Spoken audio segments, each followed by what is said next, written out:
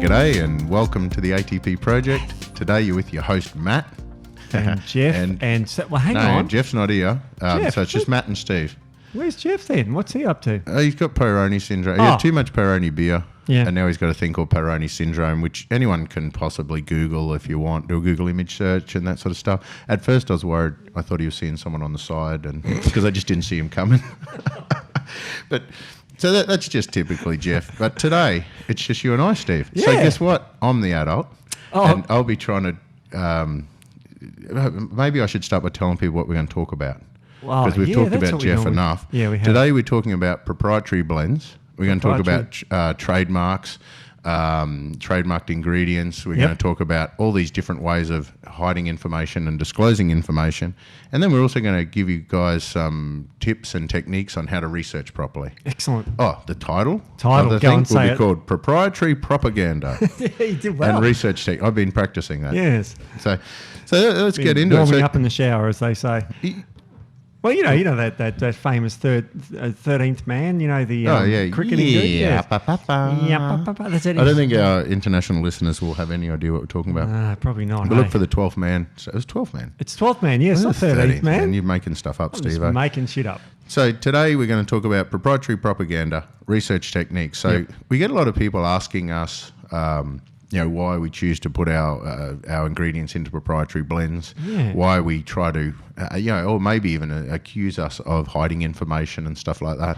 And I just want to give people an understanding of what a blend is, what a proprietary blend is, what information you need to know in forms of disclosure and that sort of stuff, so you know how to use the product effectively. And then, Steve-O, we realised that most people are doing their research the same ways. They're getting caught up with all the brochures and getting caught up with forums and stuff like that. So we're going to give some people, some indications, some tips on where to actually go find some accurate information, how to be critical of that information, and how to be able to spot a brochure disguised as a white paper and that sort of stuff. And there's so much rubbish out there that we just try to, navigate through all that and give people the explanations they need. Well, considering we're going to be doing the osteoarthritis open label study coming up soon, on the caps here, and we've got some great info. I can talk about that, a little bit of information on that. We've even got a really cool signature sort of symbol we're going to use for that to make sure that it stands out and all that sort of thing, and people remember it.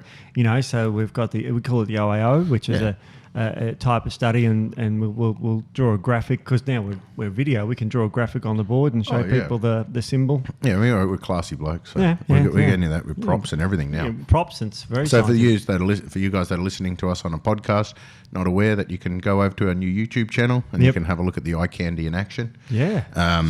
Otherwise, you're just stuck there listening. Can I show my bicep now? Or not? Do that, Steve-O. Yeah, that's Steve-O's bicep. Okay, let's get into it, Steve-O.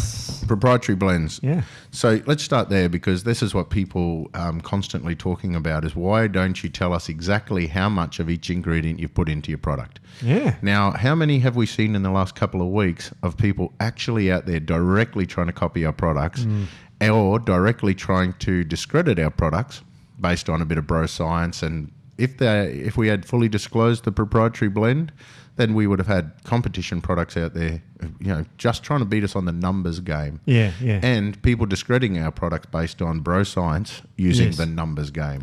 It's pretty crazy, because there's the thing called the TGA, Therapeutic Goods Administration, and there's other bodies like Fazance and these sorts of guys, and they have different requirements for labelling. So we'll talk about that today as well. Well, let's talk about that first, Steve. You bring it up. Because it's important to understand that we're an Australian-made company. Yes. Now, what that means is we manufacture in Australia, which means we have to follow Australian consumer laws and that sort of stuff. Not only Australia's got the highest standards for safety and health and cleanliness that we comply to, but we go above and beyond the normal standards for that. But what you'll also find is in Australia, you have the opportunity to either make a food product, a drug product, or a cosmetic. Correct. Now, foods, as we know, food is medicine. Yes. So what the difference between a food and a medicine is actually the claims. Yeah, excellent. So this is the big problem. So, for example, in Australia, we choose to make products under the food because that gives us more power to make products that work. Okay, that's right. Less restrictions and that sort of stuff in regards to what ingredients you can use.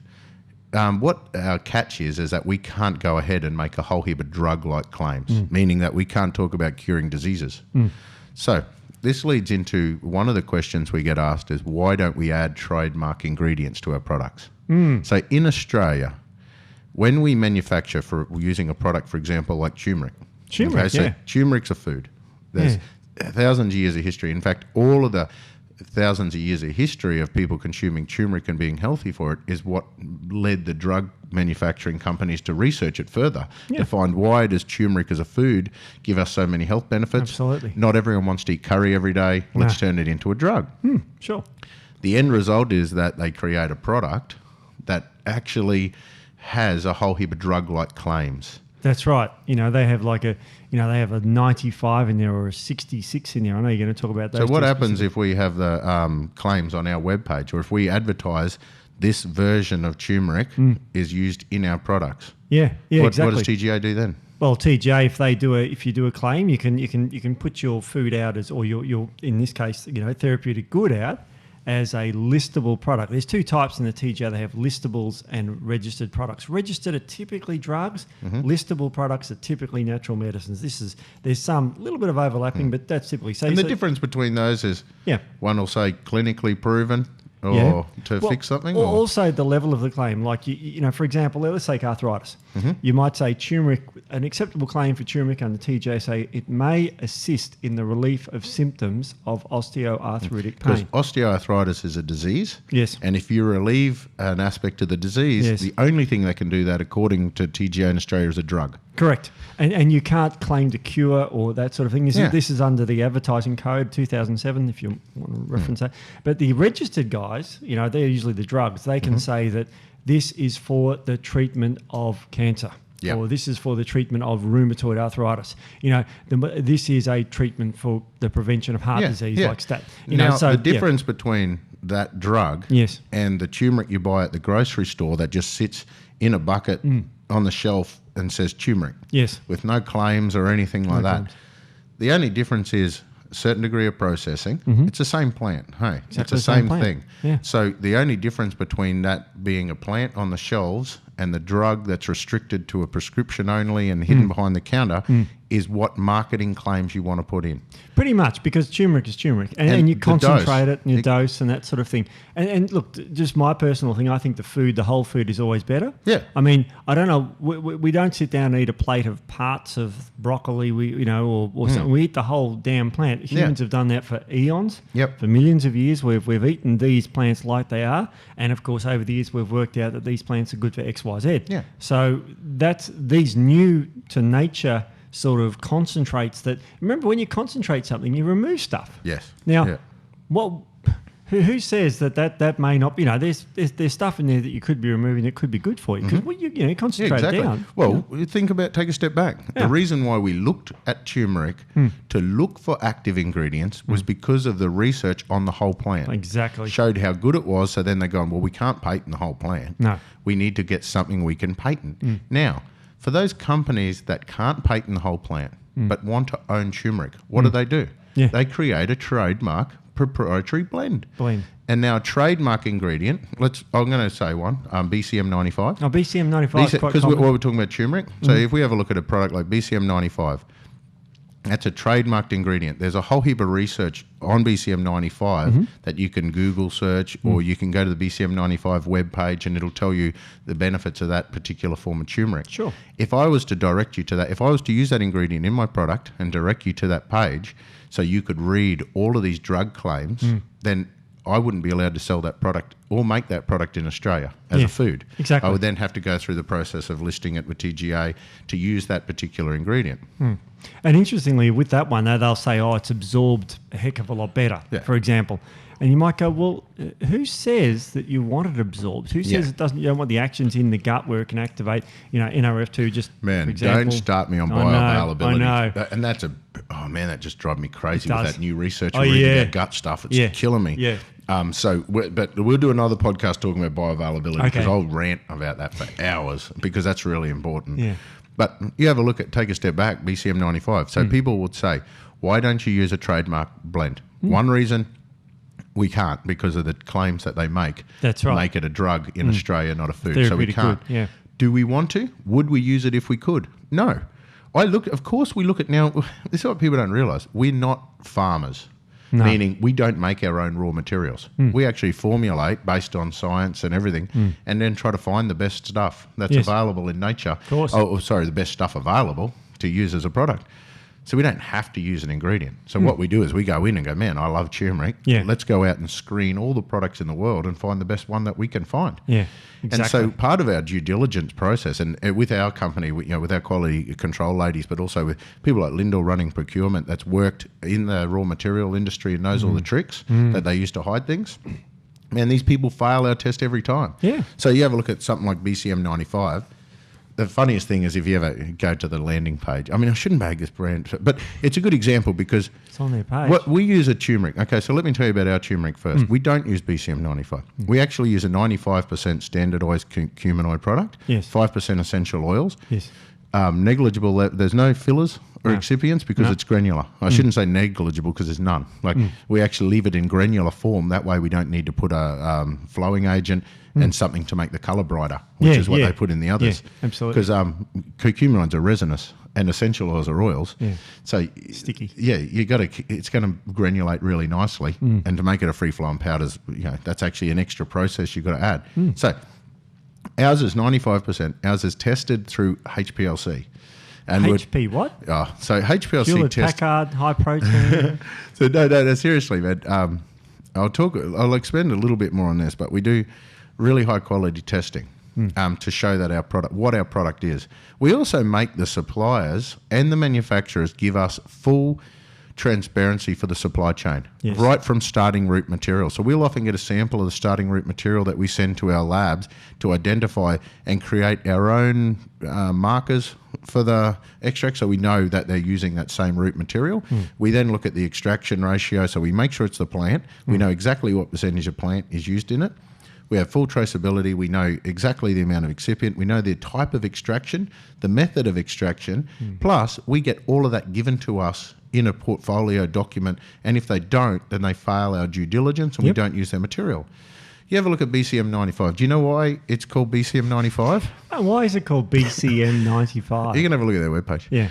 No, basically, like I said, ours is 95% curcuminoids. Yes. Because a lot of the marketing is directed towards that 95% curcuminoid concentration and that sort of stuff, the research ones. But BCM 95, the 95 actually comes from the fact that it's standardized to provide 86% curcuminoids. Okay, so it's less curcuminoids. So it's less anyway. That's and all right. 7% essential oils. And And that's of where they course- get the 95, 86 plus 7 equals... 93. Right. So, and now if I ask them, which I did, what's the rest?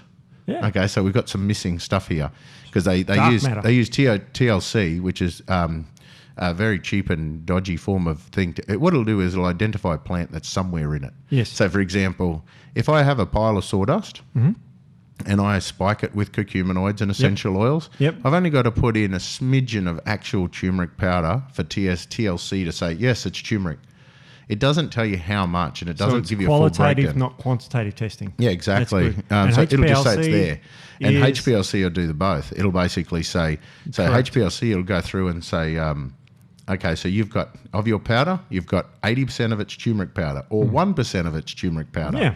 99% of it might be sawdust or, like we test everything that comes through. Some of our, do you ever see the watercress studies? So we got trying to get watercress from a supplier that said, no, we can't get it. Do you hear what I did? No, There's no way. way in China someone would say, no. That's an Australian thing. So, we went into a couple of factories and said, can you supply us with watercress? And they said, no. And then they said, yeah. Ah, So we thought, we'll test this. It'll be interesting to see what comes through. Of course. Man, it was combination of all the other herbs we also asked for samples of. So they had all these greens. So it's just one of those places. So it's mainly parsleys and oreganos, all this sort of stuff just spiked together with a little bit of this. And it came with paperwork saying TLC says it's watercress because there's a touch of watercress in it and the rest of it's nothing. But when we run it through HPLC, it'll say it's this percentage watercress, this percentage of the other plants. So what I'm saying is, you look at something like a turmeric, a trademark turmeric blend, they'll standardise it to 86% curcuminoids.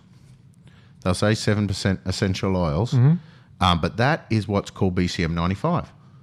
So then what they do is they then provide paperwork sure it's saying... BCM 93? No, that's 95. Okay. There's too late change in marketing now. So they go through and create this blend. Then you get the paperwork and it says it's 100% BCM 95. And you said, yeah, but what's BCM 95? Yeah. And I want to know what it is. Yeah. And they said, no, that's trade secret process. That's a proprietary blend. Correct, yeah. So like you go and sit there going, yeah, I can tell you, I can put, say, for example, 100 milligrams of BCM 95 into my product. Yep. And I can advertise 100 milligrams of BCM 95. Now, if I have a look at that, curcuminoids are a certain percentage in a product, in turmeric, for example, at 0.5%, or that was just a made-up number. Then I could then put in 100 milligrams of BCM 95 and say it's equivalent to 20 grams of turmeric. The old equivalency thing. Yeah. Yeah. Now, what's interesting about that, turmeric has a natural variation of curcuminoid content throughout the seasons. And in fact, if you get a really good season, like lots of rain, lots of nutrients and that sort of stuff, you actually get less curcuminoids. Yeah.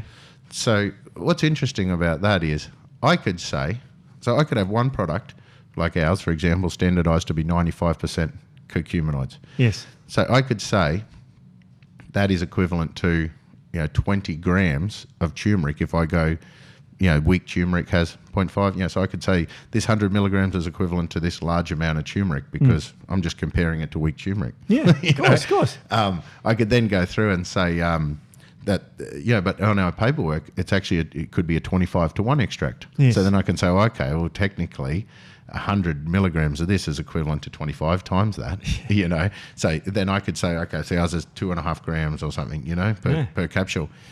Someone else then could go back to their suppliers and say, oh, mate, he used a 25-to-1 extract to get 95% curcuminoids. Yep. Can you change your paperwork to be 50-to-1? Yep. What do they do?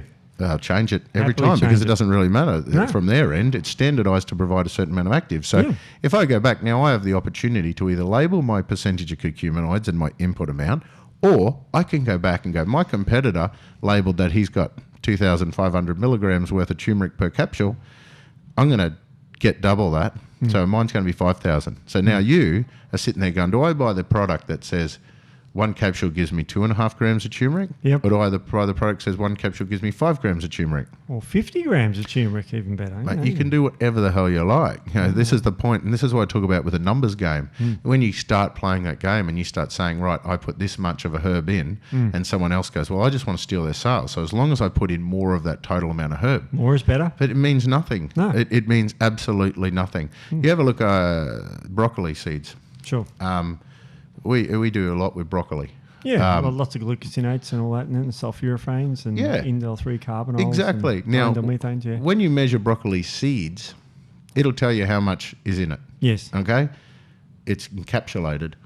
So it's a perfect little capsule. That's not going to change. If I gave you broccoli seed, that's how much active you're going to get. Yeah. If I plant that seed, that same amount of active is going to turn up in the sprout. Yes.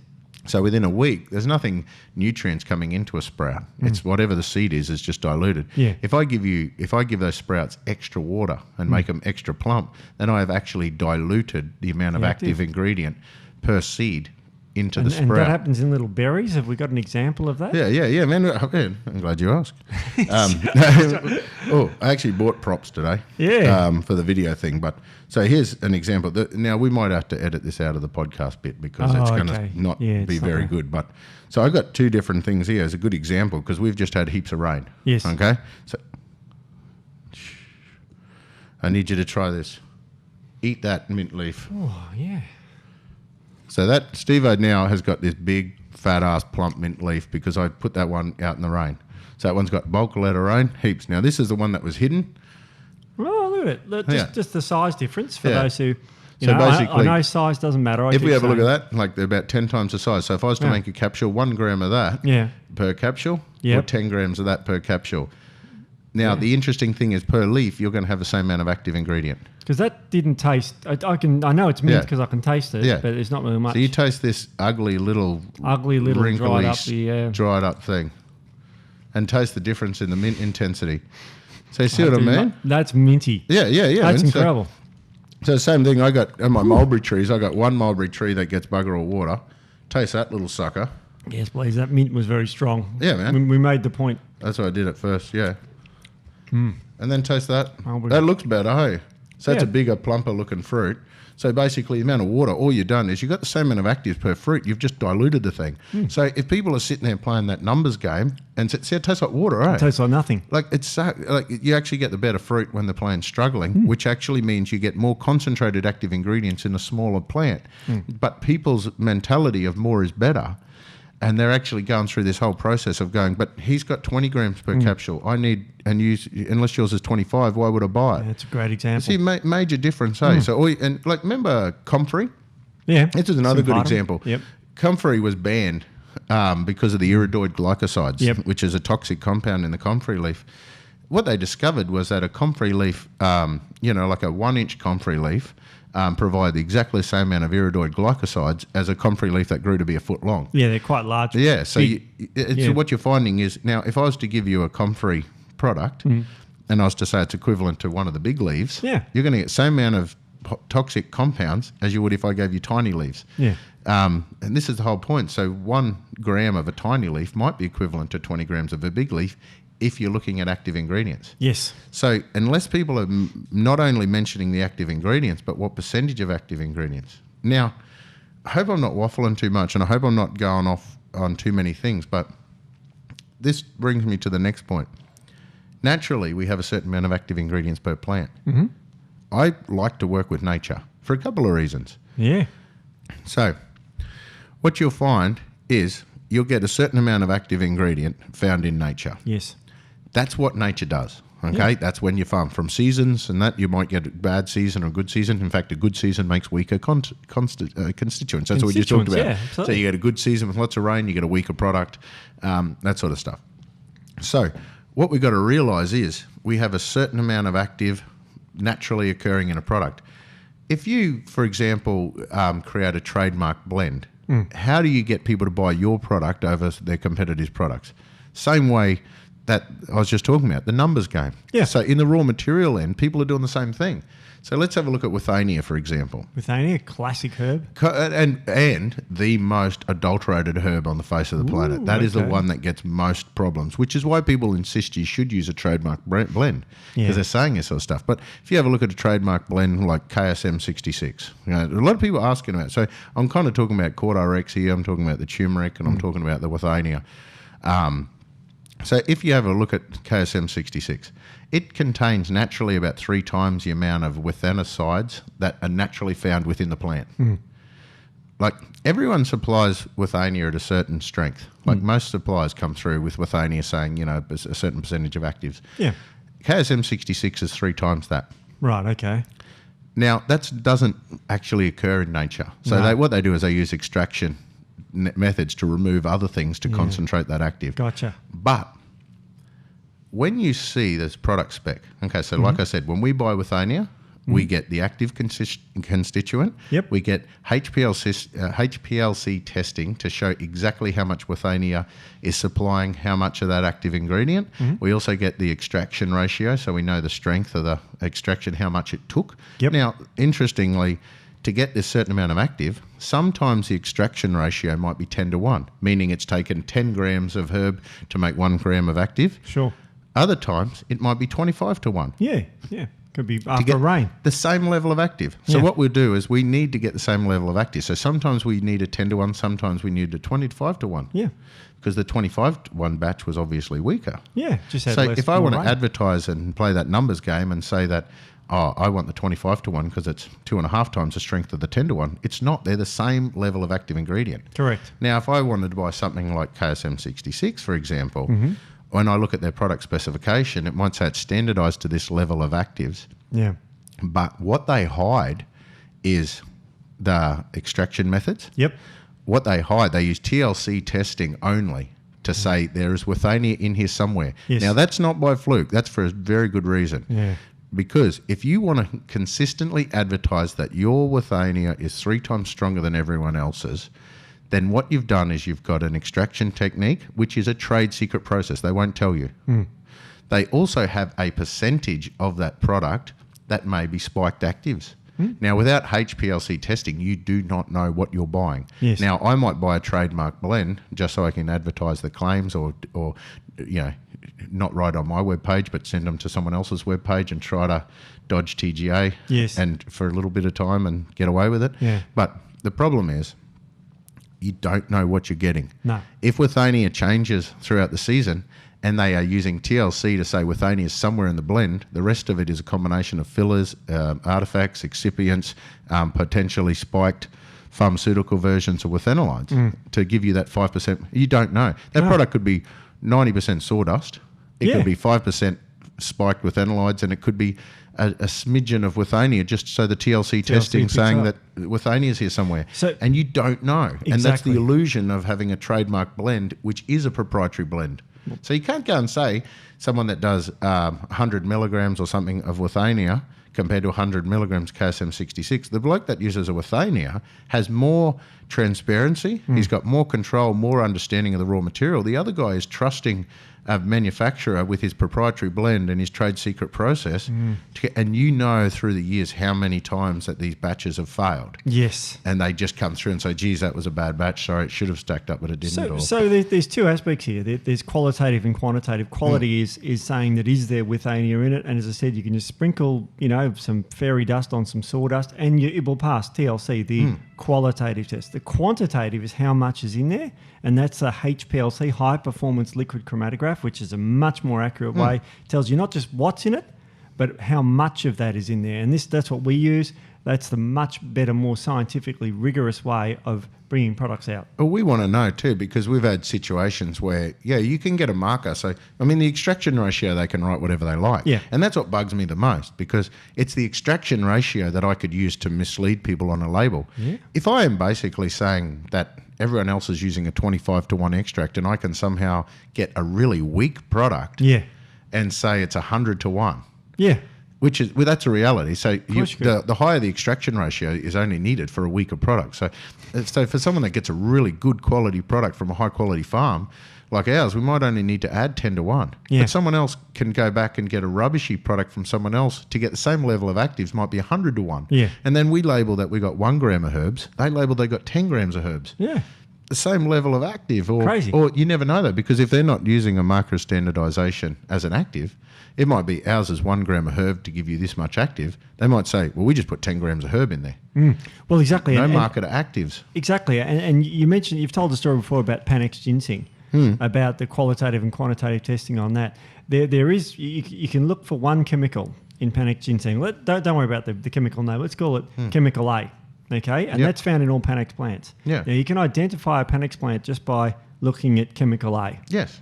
Now, if I was a supplier, and forget I had ethics or anything like that, I would get the nice fine sawdust, about the same colour as whatever. Yep. I would get that one chemical synthetic, and I would spray it, just put some in a sawdust blend, and I sent it to a TLC, or get it tested. Would it pass as Panax Ginseng? Yes, it would. Pass as and we Panax rejected 12 suppliers that did exactly that within Australia. And they, because the paperwork was right, those materials can get sold somewhere else, but they don't actually work. Well, it's got the one chemical in it that we test for. And the issue is that Panax Ginseng is extraordinarily expensive. Oh, yeah. It's, I know how expensive that is. As a herbalist years ago, the bottle, look, when I started practicing, that half-litre bottle was about $100 and something. Yeah, I know. You remember those days? And the remember. others were about 20. Yeah, exactly. And remember, the white is so much more prestigious than the red, so they bleach it. Yeah. Because they can then add the thing and then make it look white, and or add it to white filler. Yeah. And then they can do that. And the other thing too is why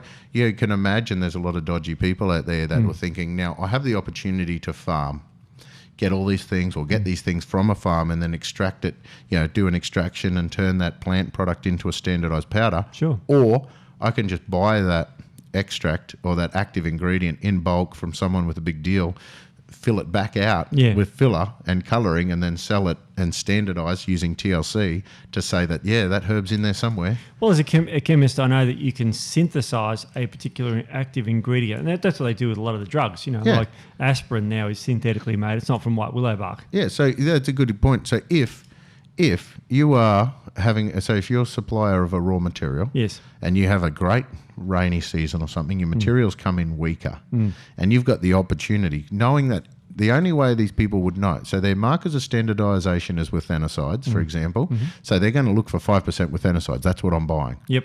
The rest of it, TLC says, those withanicides are from withonia. So if you're sitting there going, I have the opportunity to actually go out of stock for a period of time because the withonia crop wasn't strong enough to be 3 times stronger than everyone else's consistently. Every batch has got to be that same. And this is the other thing, that they've standardised to be a certain number. There's no variation in that number. Every batch is the same. Yeah. So what you're actually saying is like that, so you're synthetically making that. It's not possible for nature to have the same active level the whole way through unless you're cheating a little bit by adding an active, removing it, or if it's a stronger batch, thinning it out with fillers. Yeah, why not? Now, when we get HPLC testing, it'll say this is the amount of fillers you got, this is the amount of herb. When they do TLC, it could be all fillers. You do not know. That's what you're saying. Yes, exactly right. And this is the problem we have with raw materials. And turmeric is relatively inexpensive to buy. So, but the more expensive herb, withania is pretty expensive, but Panax is off the scale. So you've got to be very careful with that, because if you buy a product that is missing, it just has the glycinicides or whichever one, because there's many different ones, and say you pick one, what they take out could be vitally important, because they've tested it in nature as a whole food. Yeah. 1,000 years ago when we were eating turmeric left, right and centre, and they found it helped your joints or whatever they said back then, that they were eating the whole plant. Yeah. They weren't extracting it chemically and taking the, little part out of it, so the whole plant works. Yeah, exactly. So we should be replicating the whole plant. And now what you see what's happening in the turmeric industry is the white turmeric powders, which is basically the parts that aren't the yellow bits. They're actually realising that all this stuff we've taken out, we want to kind of reconstruct it back into turmeric now, because we're missing out on a lot of the other synergistic compounds. And it reminded me of our detox days when I was going to school in 1847. We told someone to detox was to just drink water, and then we figured out that fibre was needed to keep your bowels moving. So we added fibre water back in. You added fibre, and then we realised the gallbladder needed fat. So then we needed the liver needed protein. So we added the proteins back, and you end up with a bloody whole food diet again from a water fast. So, and then you tell everyone to avoid the food. Yeah, exactly. That's what we did, and people used to get really sick, and we go, "Oh, that's a healing crisis." You got to get worse before you get better. Oh, geez, no, we just made you crook. So I apologise to my patients from 20-something years ago. Sorry about that I made people sick. Yeah, exactly. Did. So we're talking about those. I was trying to recently work out foods as well. Yep. Like I've been trying to tell people how much of what things you need to eat. Yep. And when I went back to the broccoli, because there's all this research on glucoraphanins and active components out of broccoli, and so I went back to the broccoli scientist guys and said, so this broccoli scientist guys. Yeah. Oh man, wow. These guys are nuts. Yeah. I bet they are. No, they love it. Hey, they love it, and they're so angry with each other. But anyway.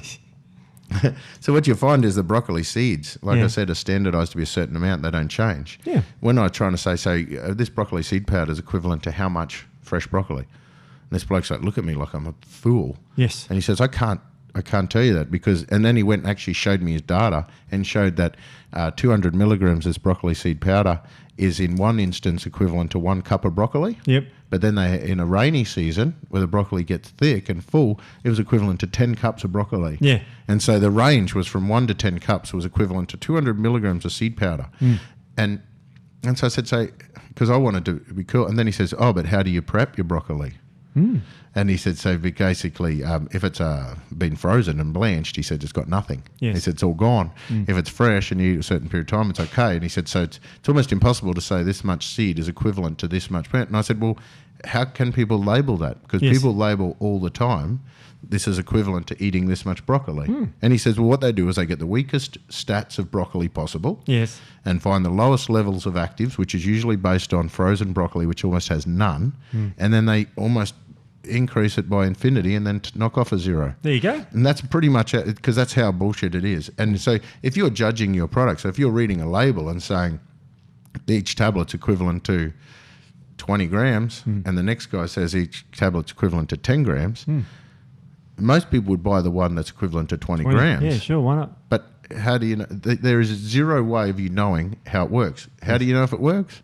You try it and you see it, or you do reviews and that sort of stuff and look at what people are saying about how it works, and it's the only way to really do it. Yeah, of course. You can't mathematically rip apart a label from what's written on the label, especially in well, I was about to say, I can't think of anywhere in the world where label laws are actually going to give full transparency. No, they don't. Fazance is the closest. Yeah. Because they just, but you got to remember that the amounts if you were using, say, minerals, for example, it said that might be accurate. If you said it's got X amount of a mineral. Well, we label that. Yeah. See, this is the point. So with herbs, we don't bother labelling equivalent to handfuls or cups or plates worth. It means nothing because it depends on the strength of the herb. We just showed you the two different shapes of herbs that we can get from the one plant, one family of plants, taken to different places.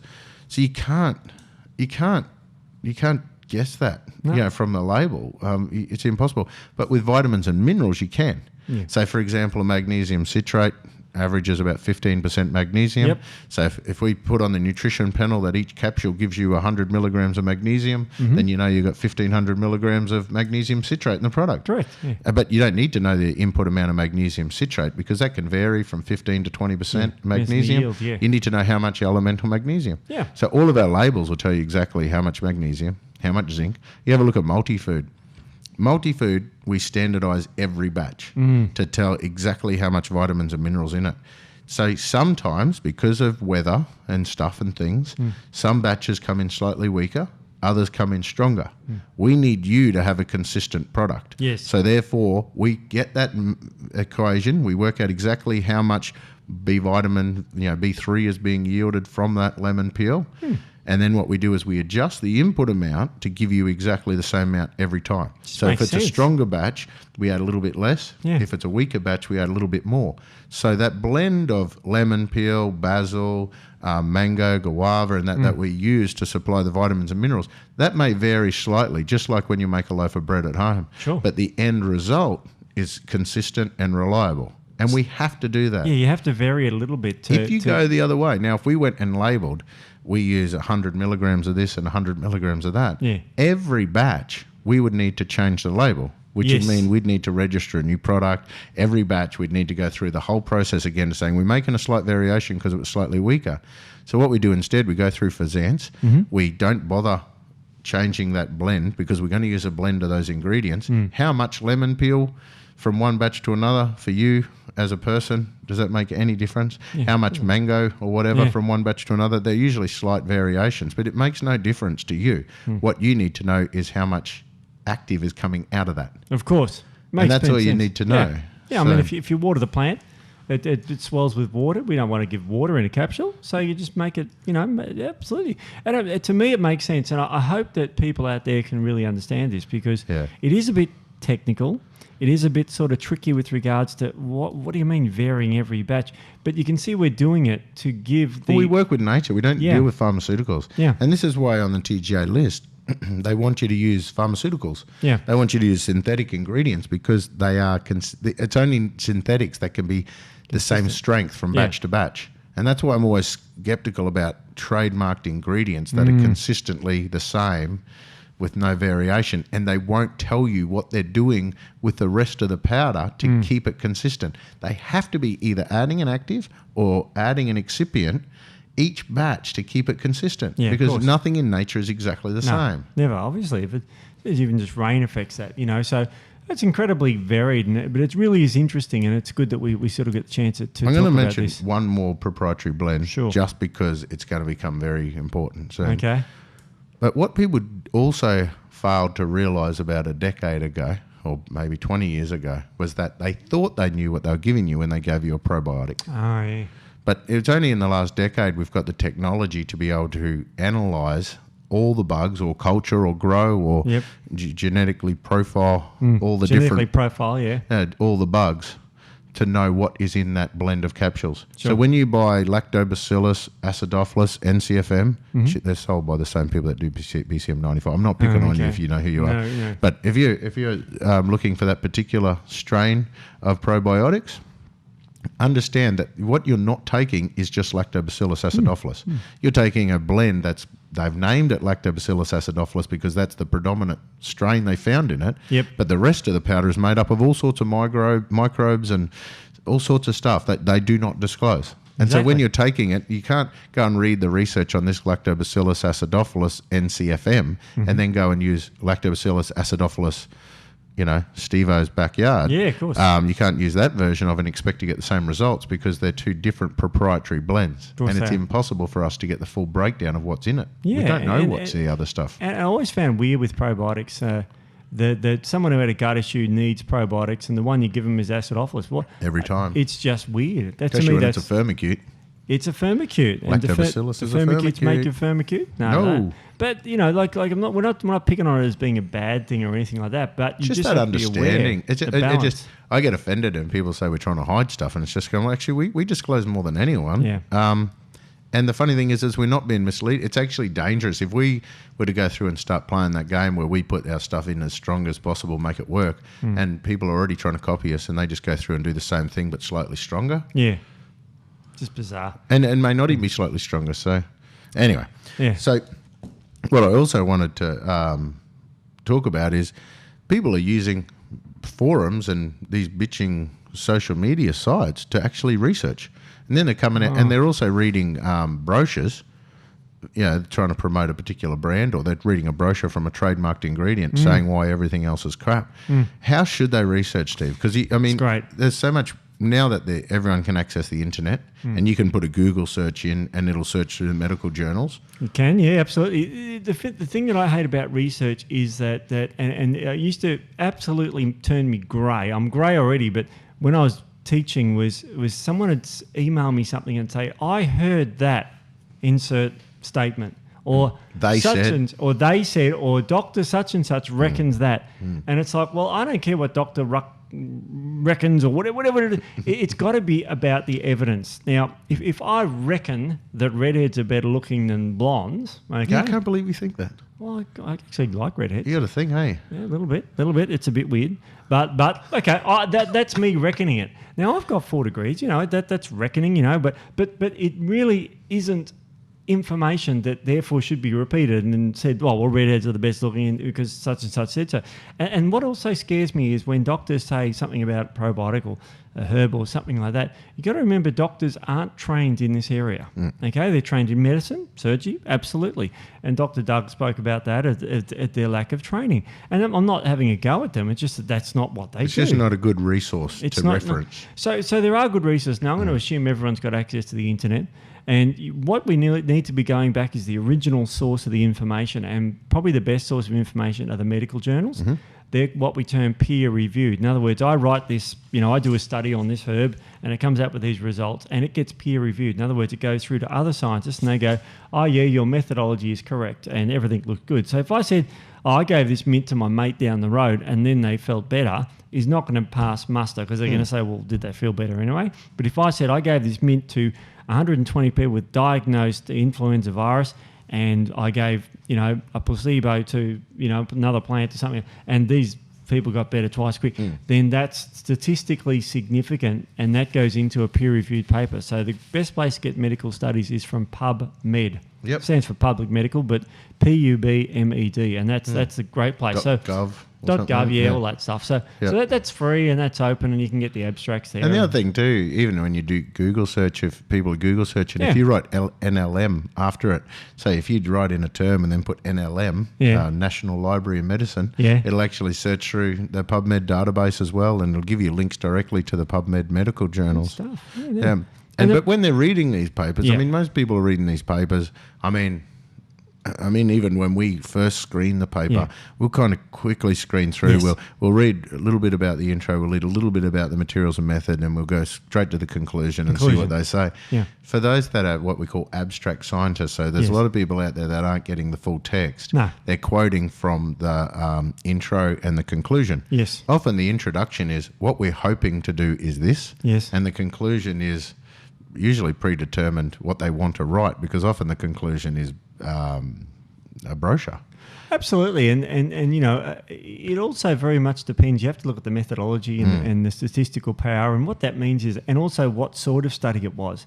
Like, you know, you might have heard the terms placebo-controlled or randomised, and people have to know what they mean. I'll go through a few quickly. Firstly, randomised. That's one of the big myths. They think randomisation means that you get a random group of people. Randomisation is actually not random.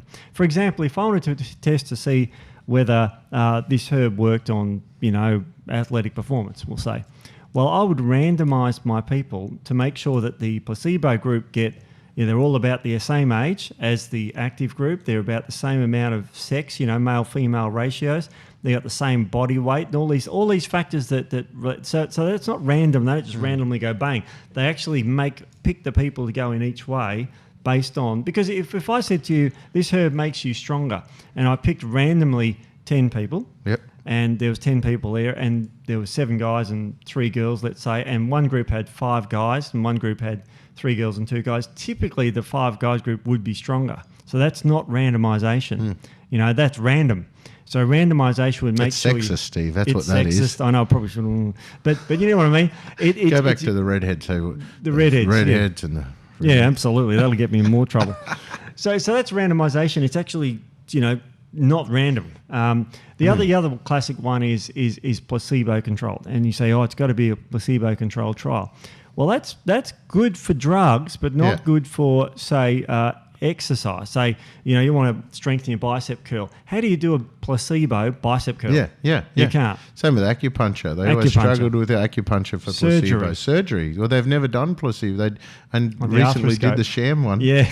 And it turned into the original was a sham. Yes. Yeah. So placebo, you know, is great. I don't know what a placebo. So PubMed to get the medical journals. Yep. I remember there's one that we used to use. It's very expensive though. We used to use one called Natural Standards. Yeah. When I was at Sanofi Avanti, that was the one that they'd tell us to go to. It's very expensive. I think it was $10,000 a year or something to be able to access it. But if you do access it, you get to publish a paper. Woo! So what happens is a lot of people get to access this database and then use that as an opportunity to become a published author. They usually, which means that their actual published stuff is usually rubbish. Yeah. It's people just trying to get their name onto a thing, you know, and they get it submitted for free. But that's got a good one of reviewing the quality of the data. Cochrane Reviews is probably the world gold standard for reviewing of large amounts of data and deciding whether that was legitimate studies and you know, that sort of stuff. So Cochrane Reviews are definite, but you rarely find Cochrane Reviews on herbs. They're always vitamins and minerals. Yeah, there was one recently on saw palmetto being good for your prostate. That was positive, but they're often termed meta-analysis. Yep. And a meta-analysis is when you say there was 10 studies on this herb and they all were the same sort of studies, you know, randomized, controlled, placebo-controlled even if you wanted to, then a meta-analysis looks at all those 10 studies, put all the results together and comes up with a very powerful conclusion. Like if I did 10 studies showing that this herb improved, you know, cold if I did it correctly, then that could be put into a meta-analysis and that evidence becomes even stronger. That's what we call Class A evidence. Yeah, and now if I was to be a company that made a particular trademarked ingredient, and then I used my own money to fund a study on that trademarked ingredient, and I published conclusions in that paper saying, as expected, it significantly improved arthritis or whatever, then what level of would that level of evidence for that trademark raw material with those conflict of interest be compared to a meta-analysis on a whole plant from various suppliers? No. It's actually considered problematic. Is the polite way of saying it. And let's say it really does work, it really does good, that's good. But there is what they call a perception of bias in the paper. In other words, you know, if I develop this product and I want to test it, and drug companies do this, and I'm not picking on drug companies, but they fund their own research. So they'll go, the first thing they'll do is they'll get, let's say, you know, Prozac. They might get 1,000 people, they give them all Prozac, and about half of them react to it badly, gut dish, whatever, some minor thing. They cut them out straight away. Yeah, that's right. So they're the non-responders. Yeah. So they look at the 500 and they test them and all this sort of stuff. And let's say, you know, they did a blah, blah, blah placebo trial. And let's say it didn't show positive results. Well, they wouldn't publish it because they're paying for it. Yeah. So you don't get the negative results. And negative results are extraordinarily benefit because we can say that this product didn't show this benefit and you can say why. and you can say blah blah blah these blood tests, and so it's interesting. I like. See, it's a bit results. of a catch because, I mean, who's going to fund positive research, or who's going to fund just open, honest research on someone else's product? I mean, it's either they're going to try to prove it right or they're going to try to prove it wrong. There's always an agenda, or what we call in science an objective. Objective, yeah. So we've got an objective to the study. So always have a look at that, what your objective is and that sort of stuff, and see if it's going to look like a brochure anyway. But it's a very tricky thing, because for us to do research on our products, we would fund it ourselves. And then to publish that, we would want to go out and say to people, hey, hand on heart, honestly, this is what happened. Yeah. And we would expect people to believe that because it's us. Yes. But then when we read the same thing done by someone else, we were going, hang on, how could we trust this person, Well, and that's just natural skepticism and that sort of stuff, and it's healthy probably Skepticism is extraordinarily healthy in science. And that's why it's important to kind of have that open transparency of information. But that's why science was supposed to be unbiased, and scientists were supposed to be contracted as part of an institution and given an opportunity to test if something's right or wrong. Can I get myself in trouble again? Yeah, go for it. I love that. Good. Because whenever you hear the word the science is settled or consensus or 97% of people agree on this one point, whatever it is, then that is something you've got to run 100 miles as a scientist. Because in 1426, before Copernicus was around, there was a consensus that the Earth was flat and everything revolved around it.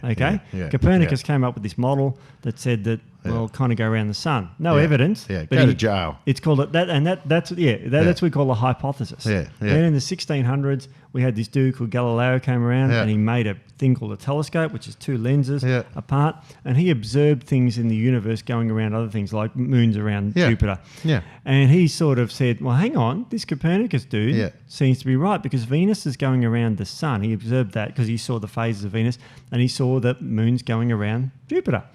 And of course, he got banished to, this sort of thing. So science is... Go to jail. Go to jail. He went to house arrest until his death. And so, it was only 200 years later that people started figuring out that this is not... Because before that, of course, there was the doctrine that the Earth was square and flat. And there was four corners. Written in Isaiah. So this has happened through history. So what do people do when they discover something that people aren't ready to hear or don't want to hear? They don't publish the bloody thing. So then the science gets, some dodgy stuff gets published. That leads to the next scientific discovery, which they then use as an assumption to prove the next point. But there's been other stuff that have proven that assumption wrong that didn't get published in the meantime because it didn't fit the story that revolved around selling the product. It's like example, Albert Einstein, just one quick science example. He hypothesized that this thing called space-time, which is the fabric of space-time. And he said that, because he was trying to explain what gravity was, because it's an attraction. We can explain its effect, but what the hell is it? It's the warping of space-time, where everything in space, warps like a fabric like that.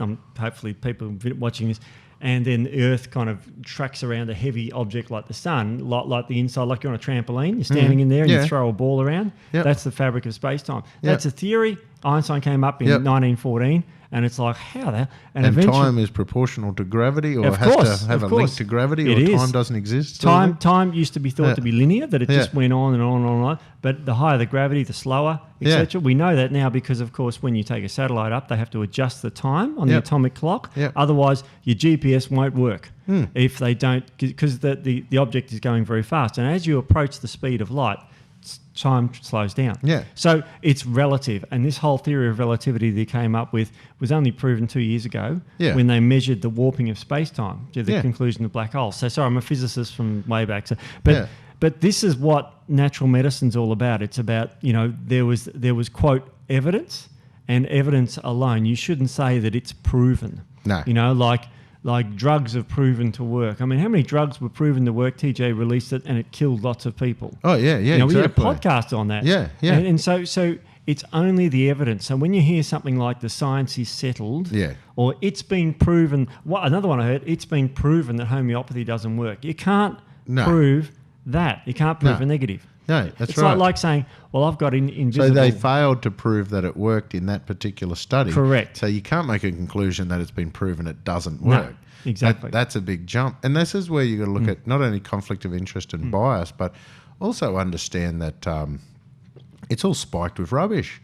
So people are actually publishing stuff, as a brochure, knowing that people are Googling things. Yeah. And these white papers, they look like a full medical trial, but they're a brochure. They're a brochure. And they come in, there's no scientific validity to it. No. And then people are throwing away meta-analysis saying that they're fraudulent and wrong. Yeah. So people need to understand how to research a little bit. So PubMed, we've mentioned Sci-Hub's a great way of getting the free full text if you can find a working link. Yes. You almost need to get a new link every day. Yes. Otherwise, what about the info trees and that sort of stuff? They're good. But if you just stick to Much the same on PubMed, PubMed, PubMed is just, just for the, initiating thing. That's a good one because it's an abstract. Now, abstract is about 250 to 300 words that summarises the paper. It's not complete and it doesn't give you the whole story, but it gives you a little bit of the intro. Like it might say, in the past, mint has been shown to, in traditional tribes to improve strength, okay?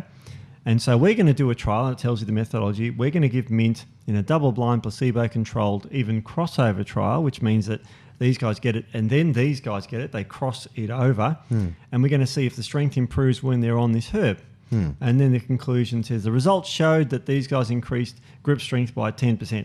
Yep. And then the strength dropped, and then these guys increased by 10%. That's a crossover study. That's a good, powerful study. Yep. Because these guys could have just improved anyway. When you took the herb away and gave it to these guys, it's crossed over. Yeah. And then the PubMed says, okay, so from this conclusion, it can be found that, or we found that this herb may, and it usually say don't say definitely, because science is not a definite thing.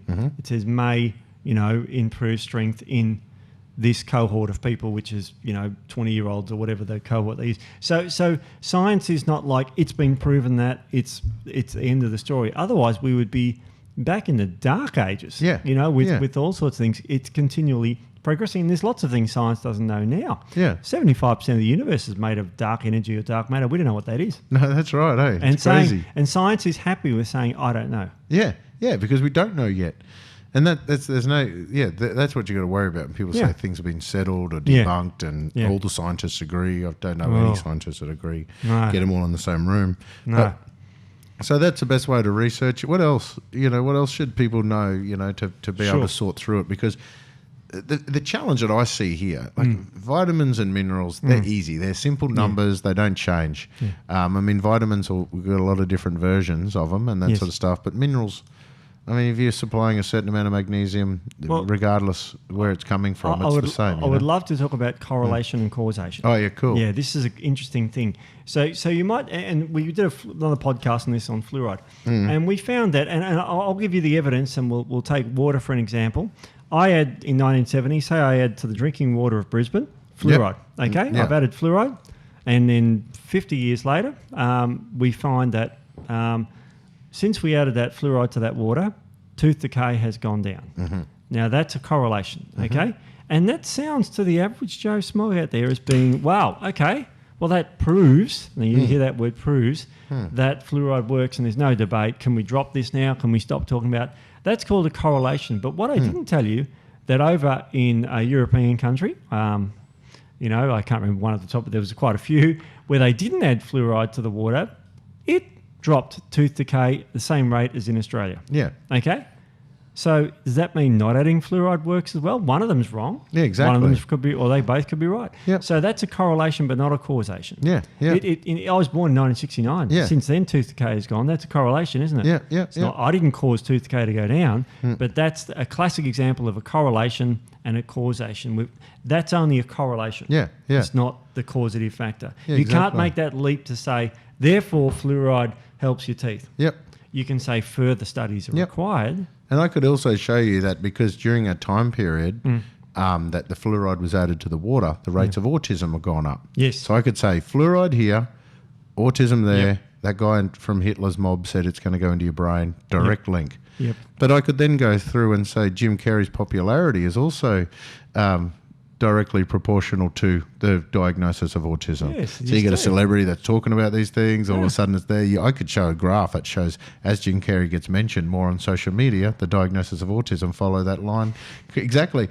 And it could be fluoride. This is what you're talking about. Just because two things are happening at the same time doesn't mean they're causing each other. Exactly. And then we've got detection bias, another thing in studies.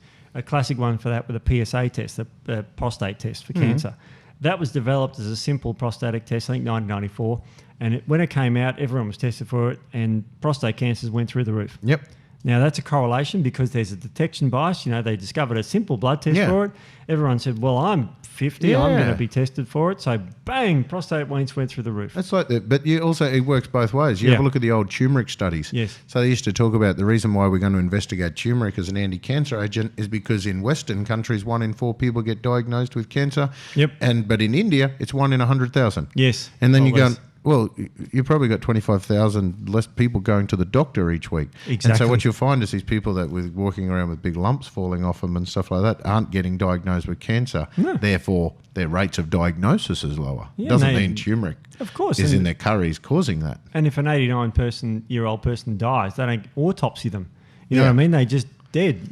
So in a third world country, they're just like, well, let's not, cut them up like Dr. House does on the, find them full of cancer. They're just dead. Sorry, that's the end of the story. Yeah, that didn't work out well. So there's that bias. There's plenty of other things too. Probably one of the scarier things, and what we have to look at is the number of people involved in the study. Yeah. Because you can get what they call a pilot study. Yeah. Which is, well, we're just going to... A proof of concept sort of thing. Concept. We're going to give these 10 people turmeric and see what happens to their joints. Yeah. Oh, yeah, the symptom improved, so that's good too. So, that's good. Yeah. Because you can go, right, well, we're going to do a big study. And there's been massive studies. The biggest one I know of is the Million Women study, which had, how many women in that one? 12. Yeah, 12. Yeah, and it was on HRT. Yeah. So you can conclude from that study, it was an interventional study. So and I'm going to talk about observational intervention. Yeah. Where they, that was an observational study where they observed people on the pill. And those people that were on the pill and they matched the same age, the ones who are on the pill get vastly more cancer. And so they had to actually stop the trial because there was too many people dying due to ethics. So there's observational and interventional studies too you have to look at too. An observational study can be fraught with danger. It can be if it's not done correctly. So like you could say that, we fell for it with the cholesterol. They observed that people that ate more cholesterol got more heart disease. That's an observational study where they observed that. There was no link, but they observed there was a correlation and they observed it. An intervention study would be if we injected someone with cholesterol and saw what happened to them. Yeah, right. And that can still have problems because what they did was they injected cholesterol into rats and they fed them cholesterol and they got heart disease. Yeah. But as you know, rabbits it was rabbit study, and rabbits are vegetarian. Yeah, exactly. So they don't eat cholesterol. But it's really also too. I have a look at animal studies, and especially the ones where we look at diet. So, for example, you just mentioned rabbits and that sort of stuff. But rats typically they thrive on cereals and grains. Yeah. And so when they try to do an obesity study on a rat, they'll often put them on what we call a high-fat diet. Yes. And say, okay, so rats doing this, fed a high-fat diet, using this supplement, got less obesity. Now in humans, where we aren't eating grains and that all the time, and we're not supposed to eat much of it. Typically, for us to get fat, we go onto a high grain diet. Of course. So we can go onto a high fat diet to lose weight. So they go and create a totally different animal with a different type of food to relate to a diet strategy for humans, and that's a bit that really spins me out a little bit too. It's problematic with rat trials when you do diet. But is it useful? So when we read this, is that sort of information useful? I know it's useful for changing microbiomes, because that's almost like an isolated compartment, an incubator, you might say. So. But you got to remember, rats and that they live in they thrive in grain belts and but that's where an animal study may not be so useful. Yeah. But so for example, like where it can be useful is if you have a toxicology. Well, of course, toxicology studies are great because actually, do you mind just while talking about toxicology? People also need to realise if the objective of a study is toxicology, then they are trying to kill the animal. Yes. Okay, so they will keep putting more and more of this compound into the animal till it dies. What bugs me is when people quote from a toxicology study saying sucralose kills the rat or something, when this product shouldn't be on the market because 80% of the rats die. Oh, sorry, usually it's 50%. 50%. Because what they call is LED, the lethal effective dose. LD50, So we get out to a point where the dose of herbs kills 50% of the rats. Yes. And then someone will go and quote that this herb's toxic because when in a rat study where they gave it to the rats, 50% of the rats died. Yes. And you sit there and go, no, that was a toxicology study. That was equivalent to us eating a wheelbarrow of that herb every day and nothing else. Yes. You know, for 3 months until eventually this happens. You know, so people need to understand the objective of the trial. You know, what is the goal of the trial? Because also with science, you can't basically go ahead and prove cures of things in one go. No. So often you'll go through and prove proof of concept, like you're saying, as a pilot trial, see what that's like. But then the follow-up trial might be on larger numbers and fail. Yeah, so you can't go and quote from that pilot trial and then not acknowledge the follow-up trial that said it didn't work, you know? And the first trial is usually an in vitro test. You know what an in vitro test is? It means it's in a test tube or something like that in a lab setting, which means it's open slather. And what you do is you get some cells of a tumour cell, you put it down there, and you can pop any drug you want on there. There's no ethics, and it's all that. And it's simple to do. You can do 100 of them, and that's called an in vitro testing. Yeah, and it's the first stage of it. So, like for example, they do that a lot with antibiotics, where they'll take a microbe, say E. coli, and they'll put different tablets on the agar plate, and see which tablet, which is got the biggest ring, the biggest killer. Yeah. So that's an in vitro test, and that's a great way to start off. And for example, you might do an in vitro test on a herb and look for certain compounds in it and see how it interacts with certain enzymes. Yeah. We'll just stick with turmeric. Curcuminoids downregulate cyclooxygenase 2, which is an inflammatory thingo. It locks out leukotriene B4, a few others. So that's an in vitro test. Now, how that happens in humans, it may not, who knows? Let's try. So that's the first step, and it's called in vitro testing. See, the other thing too is that you mentioned before to go back to the full article. Yes. Try to track down the full article to read, because often people will take sections out of an abstract or sections out of the article expecting you not to read the full one. Yeah. Like DIM bugs me. DIM, for example, diindolylmethane, only because we come from the naturopathic world, not the sporting world, really. That's right, yeah. I'm a finely tuned athlete. People may not believe that, but in the naturopathic world, we were always taught that DIM is an anti-androgen, meaning DIM is used to block testosterone. There is a part with DIM when you consume it, because it's a toxic compound to the liver, it'll actually upregulate certain cytochrome P450s that usually the body deals with to pump away poisons. So DIM upregulates that pathway, and through that one pathway, there's a link there with converting a toxic estrogen to a weak estrogen. So there's a very fine, weak link. There is zero evidence to show that DIM has any anti-estrogen effects. Anti-estrogen. I thought Yet the whole concept of marketing in the sports world with diindolylmethane DIM is as an anti-estrogen. Yes, that's right. And with this weak-ass link to a manipulation of cytochrome P450, because that's what our body does to respond to toxins. Yeah, of course it does. Yet it's proven, and its actual mechanism of action is to block testosterone receptors. Yet some people have gone out there, created this whole industry in the sports world talking about it as an anti-estrogen, when the whole rest of the medical world and general health and everyone else uses it as an anti-androgen. I just can't understand how these things. Same with D-aspartic acid. D-aspartic acid is added to test boosters and that. It's okay. It makes more sense in a pre-workout, because it's a nerve irritant and wakes you up, like MSG. Yes. But D-aspartic acid is a test booster. What it does is it irritates the nerves that stimulate the release of testosterone. Because if you do an ex vivo or an in vitro study, so if you take some tissue out, if you take a tissue out of someone that's ex vivo and then you put it into a model, so for example, if you were to have testicles sitting in a test tube and you give D-aspartic acid to it, it'll stimulate testosterone. Yes. The problem is if they did that D-aspartic acid in a human body, the fat cells, it makes estrogen by stimulation of aromatase. The breast tissue, it makes estrogen. So basically, in the real world, that D-aspartic acid makes more estrogen. And if it does slightly, which it does in the first week or so, it builds up testosterone by releasing what was in storage. And then it converts all that to estrogen after that. So your testosterone after a month is significantly low. So people go back, quote from this research, cut the graphs off and show in 2 weeks it does this, and we don't want to talk about what happens after that. But these things, people are quoting from these papers, and they'll go through on their Facebook comments and say, this has been proven. Here's my research link. Well, that's and right. that paper that they link to actually says the opposite. Yeah, and you got to remember that if you're worried about a paper, you can also send emails into us with the information you've got. Oh, yeah. But for goodness me, don't say, I heard from my mate that they said that insert whatever they said. Yeah. Is that right or wrong? Yeah. Question them about it. Like go back to the source and say, why didn't, where did you get that information from? Because I can make up some crap. And I've got a great email, just I was answering and coming here, but, you mentioned, Lactobacillus acidophilus is a firmicute. Can you send me some research papers? And I thought it was something else. And so I was just sending it out. I found a paper. Yes, so I love that. Yeah. I love that. Yeah, absolutely. That means they're listening and they care. And this was a practitioner actually. Yeah. So I love that. This is the sort of stuff. But don't say, what do you think about what Joe Blogg said on Facebook or YouTube? And it's like, just get a camera and record yourself and they can say anything they want. Exactly.